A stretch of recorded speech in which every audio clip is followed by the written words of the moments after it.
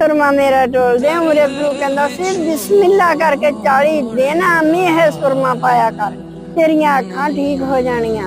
अम्मी गल सुन ला मेरी, डॉक्टर ने जो एक बारी जो कहता कि नहीं होनी ठीक है, बंदे दी एक बांह लथ के डिग जावे तो लग सकदी दोबारा। मैनू यह समझा क्यों नहीं समझ आती तुहाडे गल।